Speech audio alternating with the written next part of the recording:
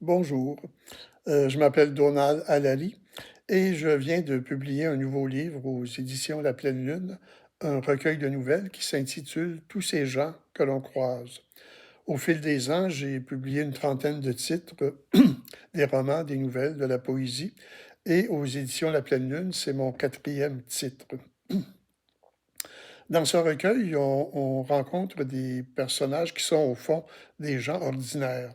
Ce ne sont pas des héros ni des héroïnes, ce sont des gens qui ont des occupations en général ordinaires. Parfois, ils sont un petit peu plus connus, mais ce sont des gens aux côtés desquels on pourrait passer dans la rue et sans leur porter une grande attention.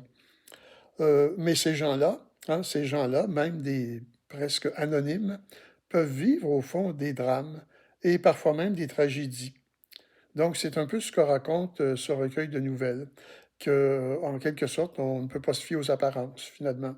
J'ai donné un destin à ces personnages.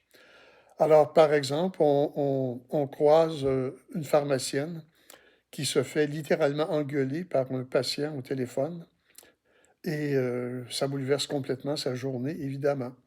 On rencontre un couple de personnes âgées, des gens qui ont sans doute plus de 70 ans et qui vivent une histoire d'amour comme s'ils étaient des adolescents.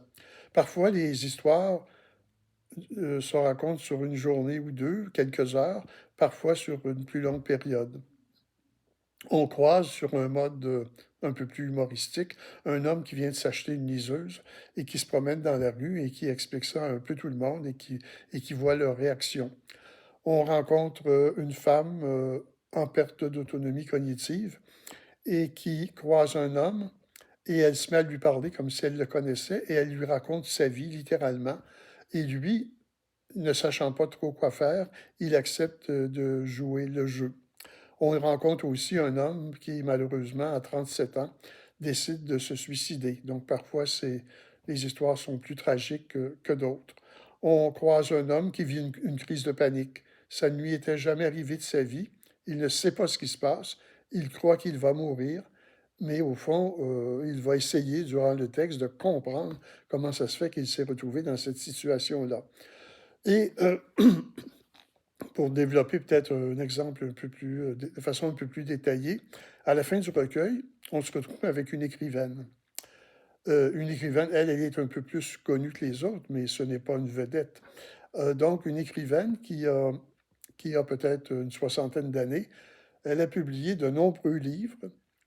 Et là, tout à coup, elle vient d'en sortir un nouveau. Et ce qui la frappe, ce qu'elle, tout à coup, elle découvre, peut-être qu'elle avait joué à l'autruche durant toutes ces années, elle découvre que dans tous ses livres, que ce soit des trucs à caractère policier, des textes à caractère fantastique, des textes à caractère plus réaliste, ce qu'elle découvre, c'est qu'à travers tous ces livres, elle s'est dévoilée. Et l'image qui lui vient à l'esprit, c'est l'image de l'effeuilleuse. Elle s'est dévoilée elle-même à travers tous ces textes. Et là, elle se pose la question, est-ce que je vais continuer à écrire malgré tout? Et elle se dit que oui, parce que l'écriture fait partie de sa vie.